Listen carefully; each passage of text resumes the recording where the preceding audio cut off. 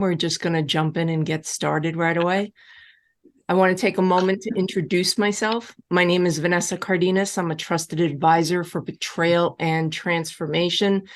I have been doing this for a great many years. I appreciate you sharing your story in any which way that you choose to do. And we are going to jump right in because I actually received a lot of questions. Unfortunately, I don't see the people that asked the questions, but of course, I like to answer the questions.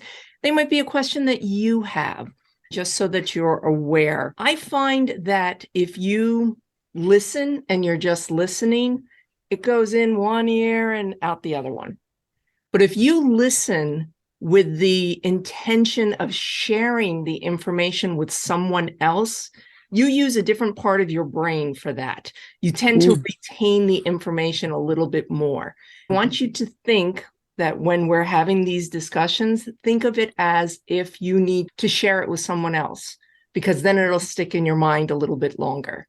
So we just want to make sure that you gain great benefit from spending the next hour with me. And I truly appreciate that. And I hope that I can be of assistance to you. So we're going to jump in with a couple of questions that I received just to give you an idea of how I operate, how I answer questions, and then we'll jump right into your questions. So the first question that I got was, what are some good books about betrayal?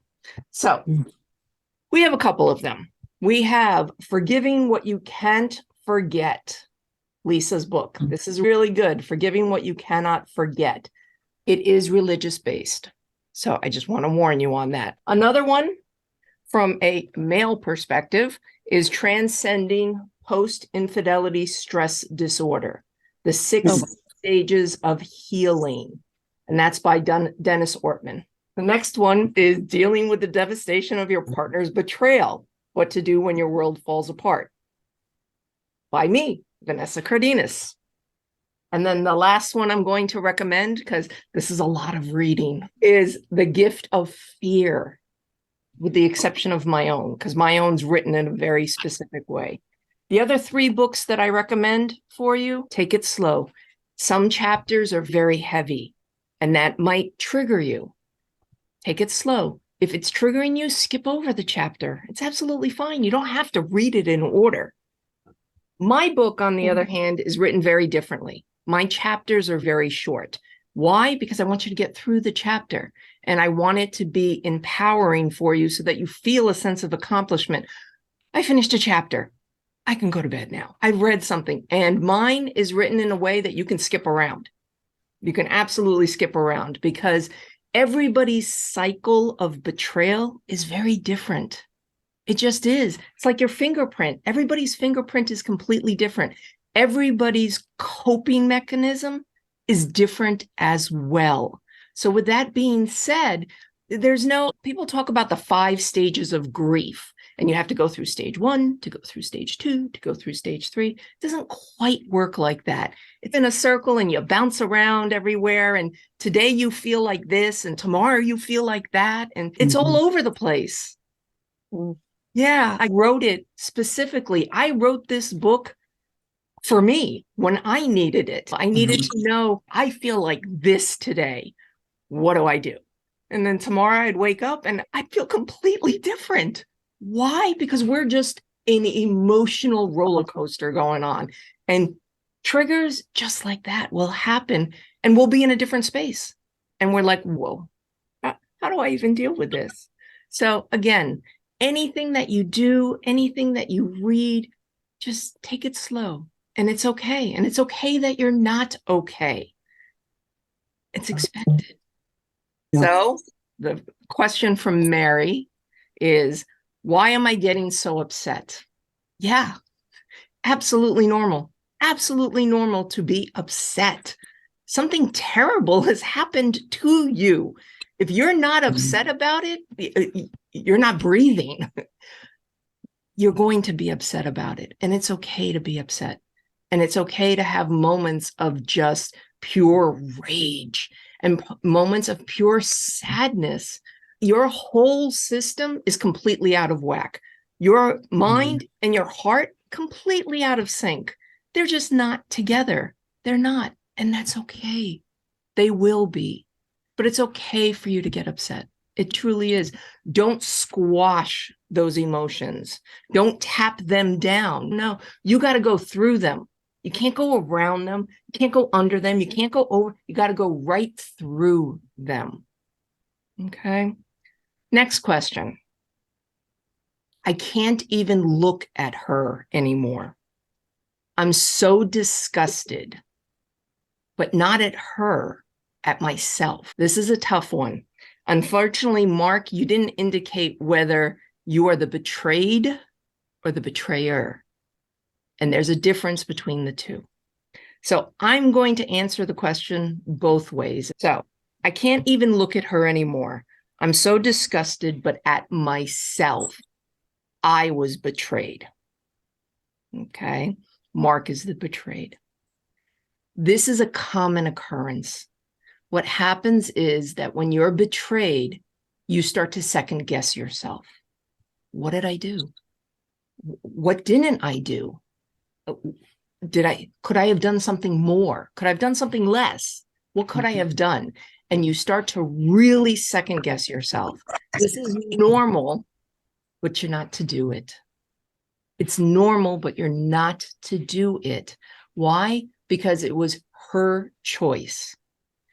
Her actions, her choice. And you got betrayed. You cannot second guess yourself. There is nothing that you could have done or couldn't have done. The actions already happened. You cannot change the past. You have to be in this present moment, and you have to think of this moment and moving forward. Now we're going to answer the question as if you're the betrayer. So I can't even look at her anymore. I'm so disgusted, but at myself.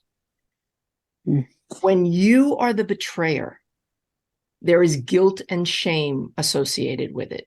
There just is. Unless you're completely narcissistic and you're completely numb and you have no feeling whatsoever, you care about your partner. You do. But your actions did something to betray. And therefore, the reason you cannot even look at yourself or your partner is because your partner is reflecting you onto yourself. And that's really hard to see. It's really hard to see our reflection as the betrayer in the eyes of who we betrayed. So keep that in mind as well. These were good questions. Thank you for that. I'm going to answer one more. I do have a couple of more. Then we'll jump into a couple of your questions because I do want to have time to answer anybody's questions. I want to leave. Then I want to stay. I can't make up my mind. It just hurts. And this was from Jan. This is heavy and this is hard. There is no easy answer. You cannot, and nor am I in a position to give you the answer or make choice for you. That's the beauty of betrayal. And I know that sounds really strange. Beauty in betrayal? Yes. There is beauty in betrayal because you find yourself. You step into your authentic self. You step into who you were meant to be. Because what has happened was it has shattered this shell that you had over you. And this shell might be everything to everyone, or this shell might be the provider. I've always provided for my family. Whatever shell you had over you has been shattered. And now you stepping into your authentic self. So whether you choose to stay or you leave, the beauty of it is you make that choice. You make that choice.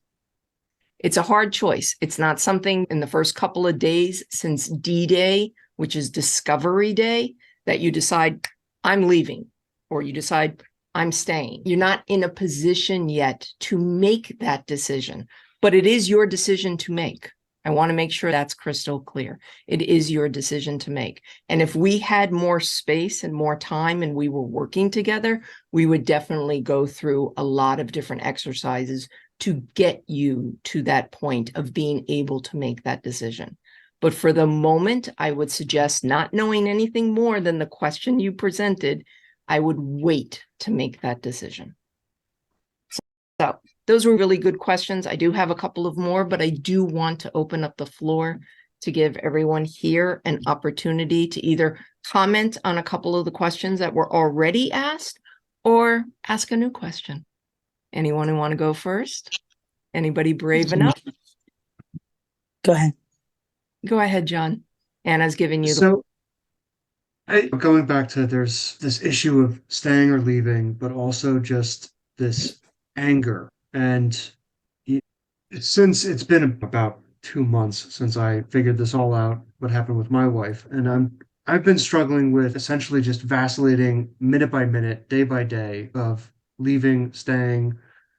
One of the things that scares me is that the hurt that has happened, whenever we get into any kind of row or discussion, sometimes I just devolve into just vicious name calling and end up degrading the relationship or reminding her of the issues that we had prior to the affair. And so that my initial reaction was, okay, I've got to get out of here just to save any potential salvageable relationship in that sense. And that's what, yeah, I don't know if you have any advice to that aspect. She desperately wants me to stay to try to really work this out, but I am scared in that sense of, because I don't want to make the situation worse by not being able to control just the pure, just boiling rage that comes up when I'm triggered or when something happens, or there's just, it floods my memories all the time.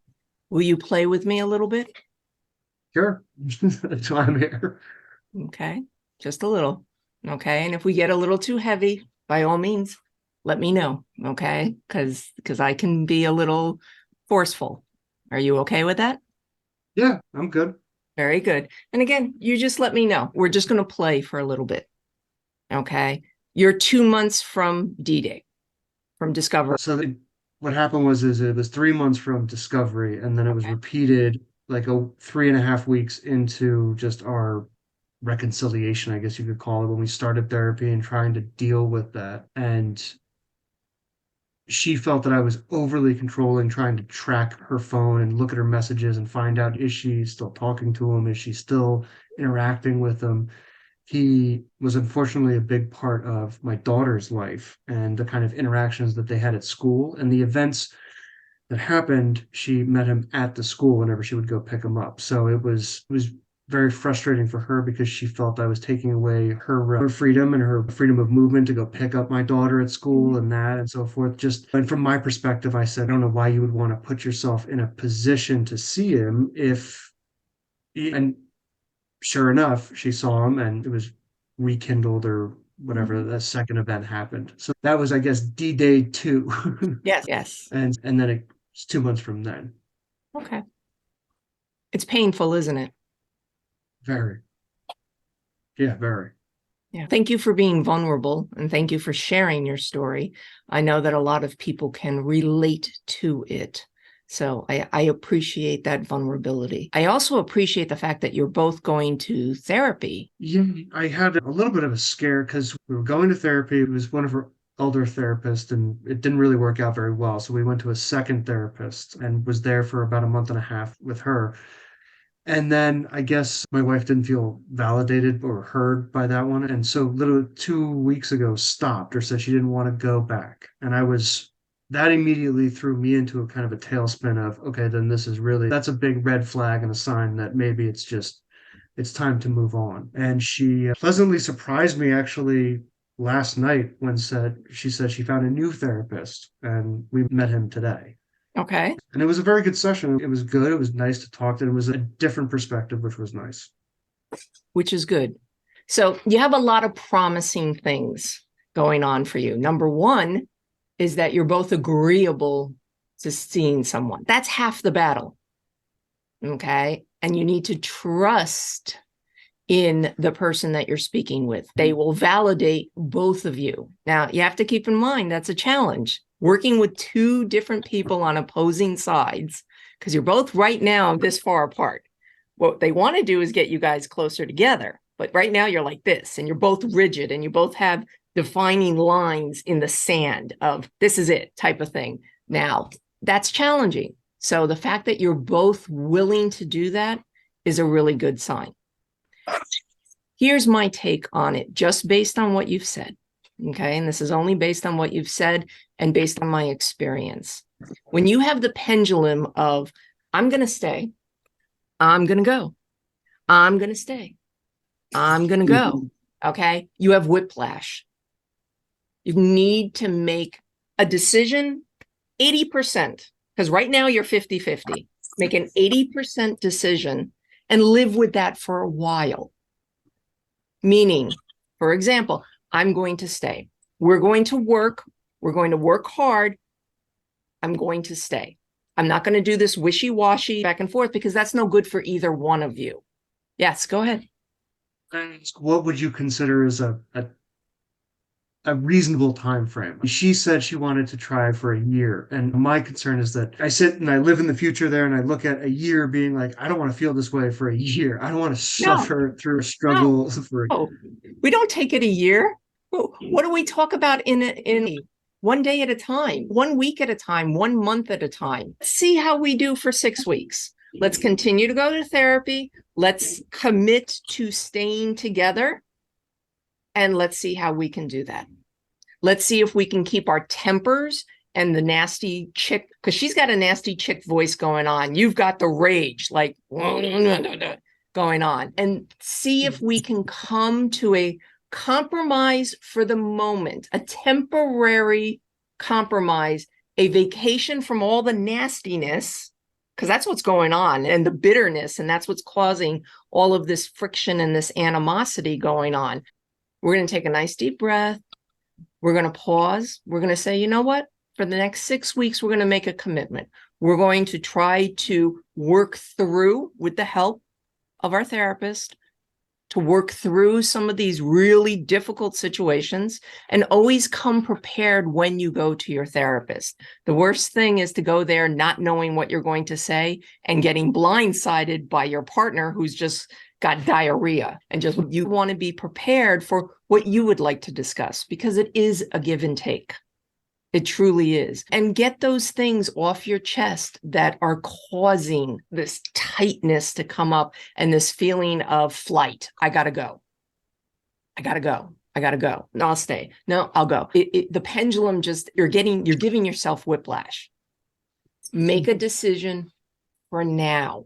It's not set in stone. You don't have your feet in cement, but you have your feet grounded.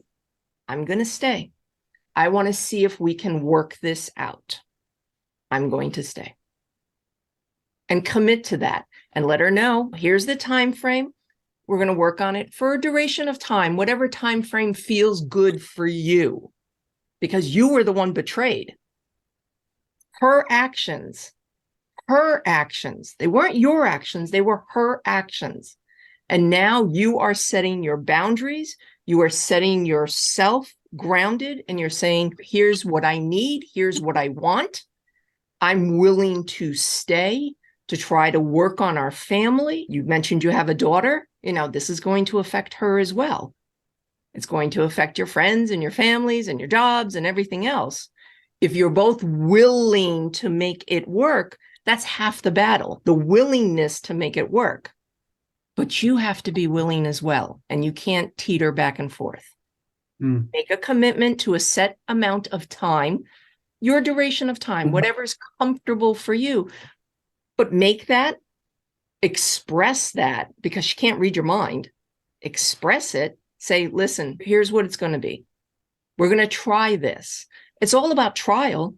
You're just trial and error. But a year could be 100 years. It's way too out in the future.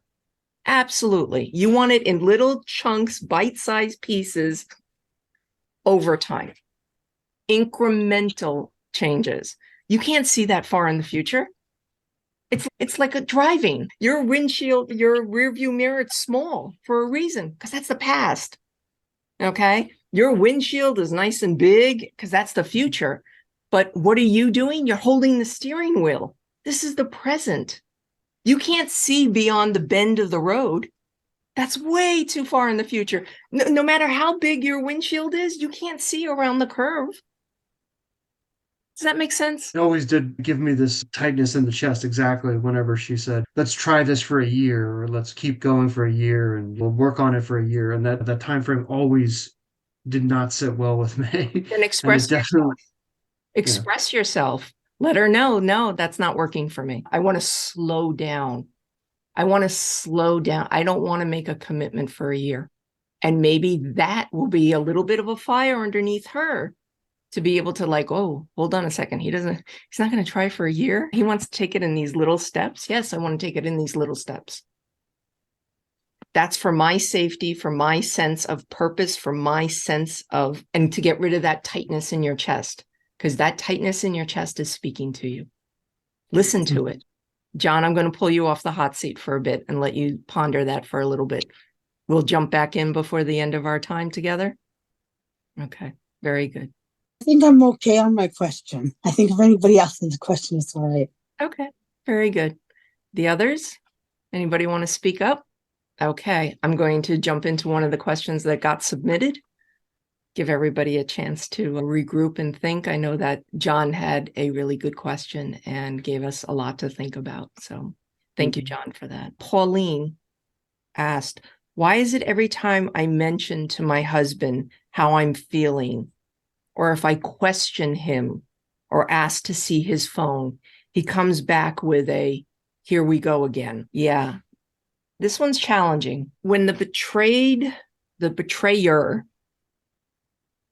is caught or comes clean, depends on which one it is. For some of us, they get caught. For others, they come clean. But in any event, they're released of the shame and guilt.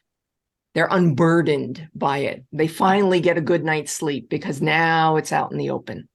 Everything's out in the open. It's there.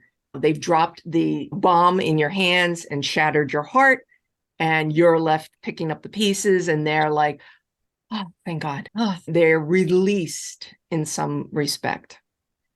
Then they want to get as far away from it as possible, especially if they're trying to recover from any kind of addiction, if they're trying to separate from their affair partner and they want to stay in the relationship and they desperately want to stay in the relationship, they want no reminders of the situation. They want to step away as best they can. They want to be completely blind to it.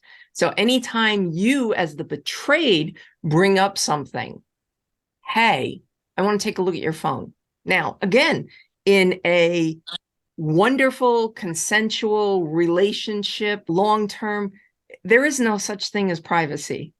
There just isn't. There's a really fine line between privacy and secrecy. It's tiny. It's a millimeter, very much. When you're in a committed relationship, there really is no privacy. Sometimes maybe if you're in the bathroom, going to the bathroom, there's a little bit of privacy. But other than that, there really is no privacy. You're an open book. You're both open books. You know everything about each other and whatnot. So betrayal, when betrayal hits, yeah, that trust is broken. That privacy is broken. Everything's broken. It's all broken.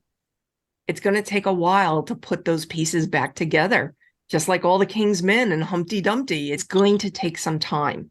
So in this challenging situation with your husband commenting, oh, here we go again, he's bringing up his defenses, not because he's doing anything wrong. I'm not implying that. What I'm saying is, it brings up his defenses in a way of, oh my God, I'm feeling that guilt and shame again. I'm being guilted and shamed all over again. Why can't we just let it go? Yeah, that's a really big one. And people get very upset about that. As betrayed, oh, we hate that. That so gets our feathers ruffled when somebody, anybody, even our friends, oh, come on, just let it go. No, it doesn't work like that. It just doesn't work like that when you're betrayed. Just doesn't. If your husband or the betrayer comes back with, oh, here we go again, I was having a good day, all these remarks, pause, take a really deep breath and respond. Don't react, respond. respond. There's a difference between responding and reacting. Reacting is a knee-jerk reaction that usually comes out really snarky. And yeah, that's the nasty chick voice or the raging bull on your shoulder that just want to just come after them. Game on, here we go, let's go, and whatnots. But here, when you encounter a situation where you feel that oomph come up, you don't want to react. You want to respond. And sometimes the response is, and it takes a lot of practice to do this. It does. It takes a lot of practice. Is we want to heal. We want to heal. I need to feel safe so that I can trust again, so that I can love again, and so that I can actually live again. And how I can heal is knowing that I can look at your phone whenever I want, that I can look at your email whenever I want, that I can call you whenever I want, that I can text you whenever I want, that I can drop into your job whenever I want, that I can do anything that I want in order for me to feel safe. And I hope that you understand that and that we can continue to work together to heal. You make it about yourself. When you talk and you talk about your own feelings and how you feel, the other person that you're speaking to lowers their defensive. But if you say the word you and you point your finger, oh, this pointing finger, oh, this is a bad one. But if you say you did this and you did that, and the other person immediately gets defensive. That's why when your husband says, oh, do you need to look at my phone? Take a nice deep breath, pause. Yes, it makes me feel safe knowing that I can look at it anytime I want because I can. And this is part of the healing process. Stay level-headed, stay calm. It shows your confidence. And that's another thing that has been destroyed by betrayal is your confidence. You want to step into your confidence. And if you don't quite have it yet, that's okay. You know why? Because you can act as if you have it. And again, you want to take that deep breath. Is anybody a smoker? Okay. I'm going to speak to you, John, about this. The thing that I've always admired, and I want to be careful with how I say this, about smokers is what you are doing is you are actually taking a deep breath. Yes, you're taking in all that nicotine and everything else, but in essence, what you're doing is you're expanding your chest, you're moving it out, you're taking a nice deep breath all the way down to your hips, and you're letting it go. So I advise all my clients to take up smoking without the cigarette, no cigarette, but just that action of taking that first, because that first drag, that first one where they have the lighter and the cigarette and they put it to their lips. And what do? What do you do, John? Yeah, giant deep pull. All the way in, all the way in, all the way down. And then what do? You hold it and then you let it out. And you do that about 15 times on a cigarette. And then we get down to the very end. And what do? We do it all over again. We take that last little drag because it's so tiny and we got to get that last little bit in. But we take it all the way in and we hold and we hold and we hold and we hold and then we let it go. So the act, and I work with people to quit smoking as well. That's one of my side projects, is I tell them to smoke without the cigarette, to actually do the whole action without the cigarette, because what your body's used to, yes, your body's used to the nicotine. So we're going to try to combat that. But then you pair it with the breathing. Yeah, that's golden. So it's just the act of taking a nice deep breath in and letting it go. So we circle back to the original question from Pauline. What do I do when my husband makes a snarky remark? We take a nice deep breath and we respond. We don't react. we respond? Great question, Pauline. Thank you so much for asking it. I have one more. Anybody want to go first before I do this? Okay. This one's a tough one. So I apologize for the language. Okay. I'm suddenly so not into sex with my husband or anyone else. What's wrong with me? And this is signed Alexis. All right. This one's tough as well. Okay. When we've been betrayed, we do one of two things. We either over-sexualize ourselves, where we suddenly just want it all the time. We want to prove that we are worthy to our spouse who betrayed us. I know it sounds really strange, but you'd be surprised. A lot of people do it. They over-sexualize themselves because they want to prove, I'm the chosen one. I'm the best one. I'm enough. This is a big one. I'm enough. Or they revert the opposite way, completely shut down. The body is just there. And what happens is something referred to as duty sex. That's D-U-T-Y. It's obligation sex. Doesn't mean anything. It's the numbness comes over. This is tough. It is, but it's completely normal. Both reactions completely normal, especially right after discovery. And a couple of months thereafter, it is tough. It is, because we lose a sense of who we are. We become strangers to ourselves. Why? Because our partner who betrayed us now is a stranger as well. We don't recognize them, nor do we recognize ourselves. We're a raging lunatic one minute, we're a sobbing, just ugly crying the next minute. We can't control what's going on. Again, our head and our heart disconnected. They're just disconnected, but it's completely normal. And if you battle against it, you won't win. You just won't. You won't win with yourself. And again, can't go around it, and you can't go under it, and you can't go over it. You got to go through it, but you need to be gentle with yourself. You need to slow it all down. And I know sometimes we feel like we're actually moving in slow motion. It happens. It does. And that's okay. That is absolutely okay. The most important thing is for you to be gentle with yourself. Take those deep breaths in. Allow for everything to settle. Breathe it out. And just know that it's okay. It's absolutely okay. Just take it one day at a time. And if each day is difficult, take 1 hour at a time. And it's okay to take a vacation from it. And I'm not saying go off to the Bahamas or anything like that. I'm talking about tell yourself, listen, I know the craziness and everything, and I'm a big old mess. I'm a mess, but I need an hour to not even think about it. I need an hour to be released of it all, just to settle everything down, because you're so hyped up now that everything is it's not operating correctly. It just isn't.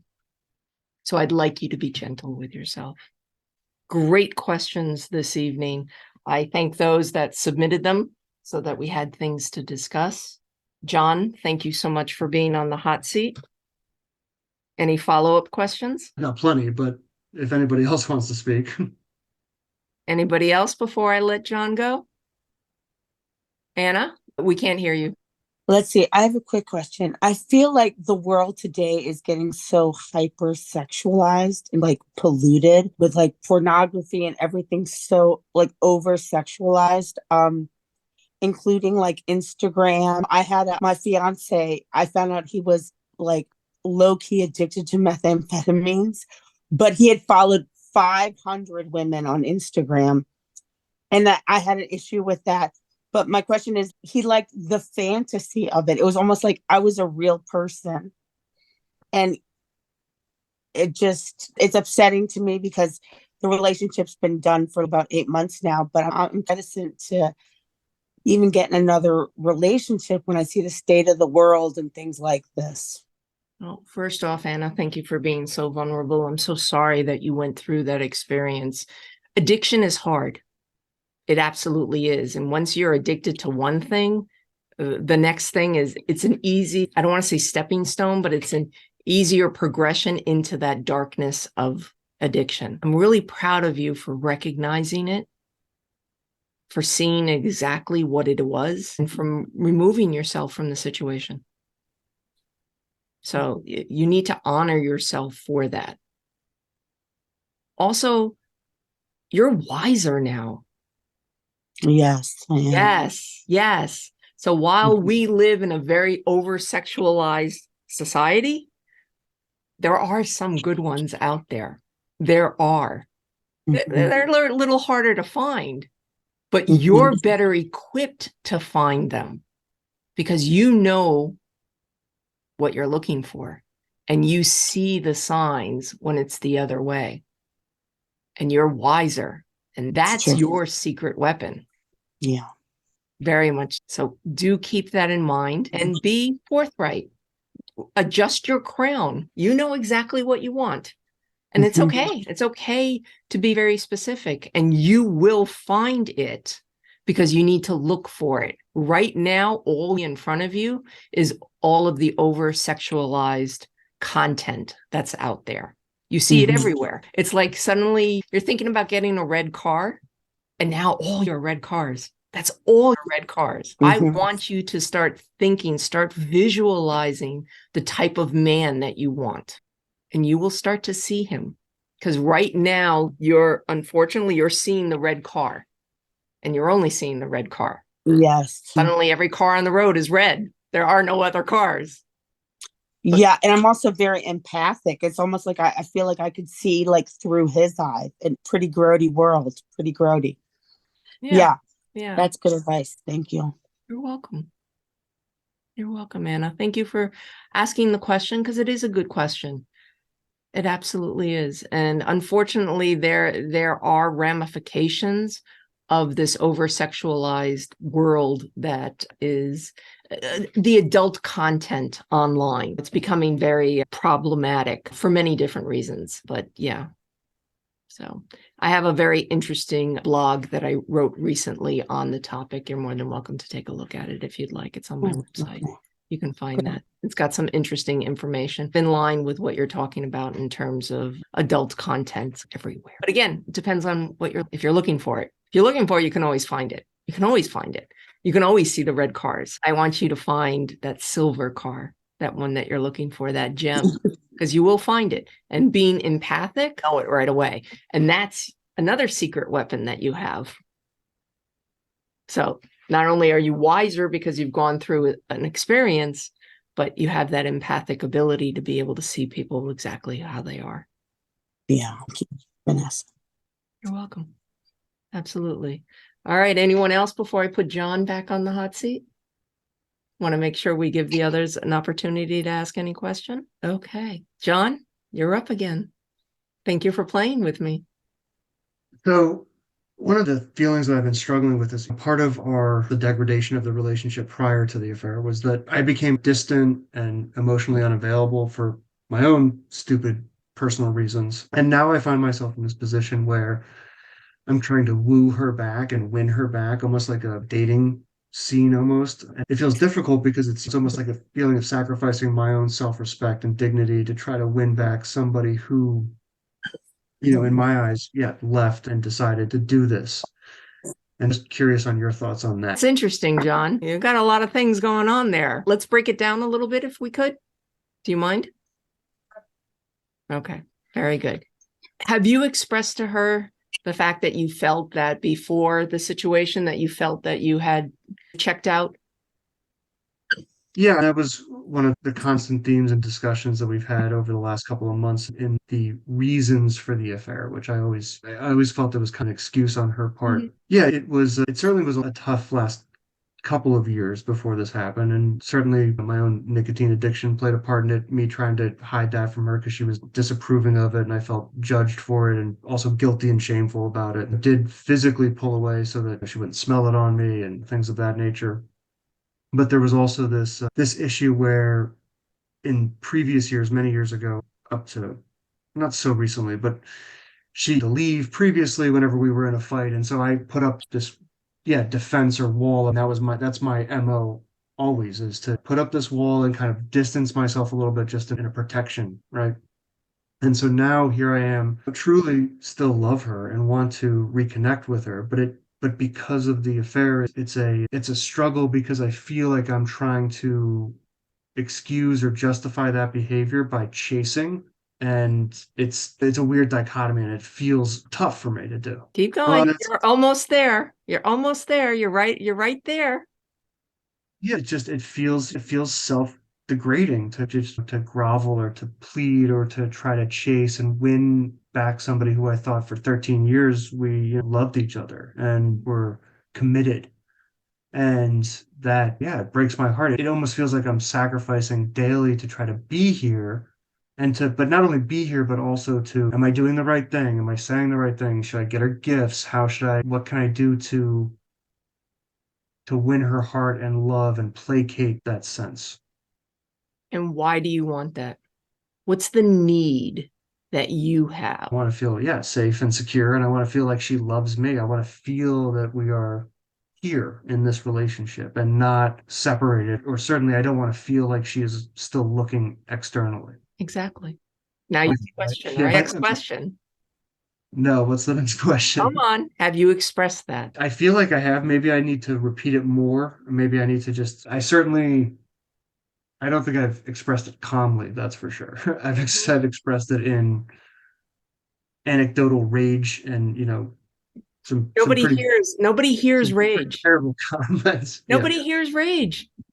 Nobody hears rage. Rage is the Peanuts character. Wah, wah, wah, wah, wah, wah, wah, wah, wah, wah. Nobody hears rage. So you feel that you've said it over and over again. Why? Because you're saying it a lot in your head. But you need to say it to her. And you need to say it often. Because I will tell you this, that we as women, and I'm sure the other women will agree, a thumbs up in the chat or whatever, we need to hear things more than once. We need to hear them several times. I think every human does, men or women. It doesn't Yes, matter. exactly. The rest of us are women here. That's why I said it. If we were all men, I would have the men ask, hey, do you want to be told that you're loved and appreciated and everything else? Yes. Yes. What's happening and what it sounds like. And again, we haven't worked together. So I'm only going based on the bits and pieces that you're telling me, is that there's a disconnect. Not only are you disconnected your heart and your head, okay? The two of you are disconnected because you're both speaking different languages. You're both speaking European languages, but one's speaking Spanish and the other one's speaking French. Can't quite understand each other. You're in the same room. The volume of the speech goes up and down and up and down. You definitely know when each other's angry, but you can't understand each other. That makes sense. Yeah. You kind of see how that might be happening and what it's doing, breaking down everything. Yeah, it's certainly been an issue just in terms of how, well, almost all of our communication is from years past and up to now. It's just the way I structure thoughts or even verbalize them, yeah, is not a way that she receives them or hears them, and vice versa too. It's tough because we have to relearn how to even talk to each other. Exactly. But are you both willing to do that? I think that's the struggle right now, is that we're both kind of vacillating back and forth. We're both on that line. At least I feel that from her. She says she's 100% committed. I say I'm 100% committed, but both of us through actions don't show that. You're both getting whiplash. You both are. But the important thing is that you are going to speak to that you both agree on. And that's important to recognize, hey, this feels lopsided, because you don't want it to be lopsided. You don't. Now, That's the trouble, right? You go through a couple of sessions before you figure out absolutely, of course. But know this, it's going to get tough. This is not an easy journey. It is not. It is going to get tough. And you're going to have moments where you're going to be angry at him. Wait a second, now you're siding with her? What about me? Kind of thing. And remember what I said initially. He's got to get you both from here to here. And sometimes he'll get you here and she'll still be over there. And then he'll do this and this. And the idea is incrementally, you guys are getting closer and you're rekindling and you're healing, but it's a journey. It's not jumping over. You can't jump over it. You can't, there's this big, huge elephant in the room and it has babies and it's just suffocating the entire room. And all you're doing is you're trying to get around it. Be gentle with yourself. Eat the elephant one bite at a time, right? I'm sorry? Eat the elephant one bite at a time. Exactly. That's exactly it. Very much so. And be gentle with yourself. And just take that pause. Do you want to quit smoking? Yeah, I've quit multiple times. I'll quit for 2 days, 2 weeks, 2 months. I quit for 2 years at one point, and then something will happen and I'll revert right back to it because it's that comfort. It's comfort. Exactly. Very much. But have you mentioned that this situation drives you to that? Yeah, I mean, it's funny. The situation actually drove me to throw it away and get back into shape and start running again.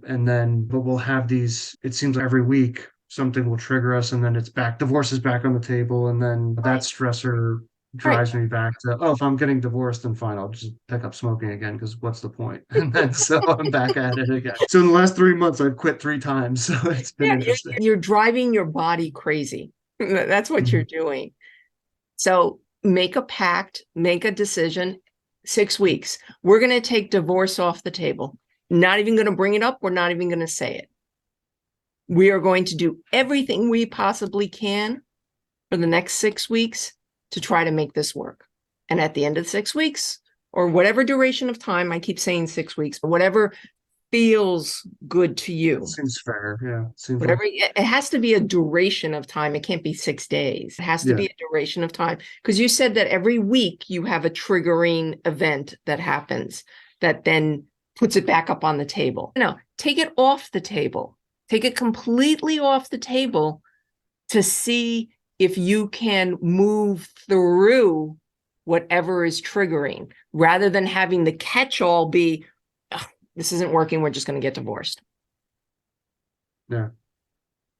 Yeah, which I certainly am guilty of because I'm just like, that's it, fine. Yeah, I'm out. because you just want to turtle yourself, want to protect yourself and stuff. Just that 1 degree of pivot, just to change perspective, just a little bit, can make the world of difference. It truly can.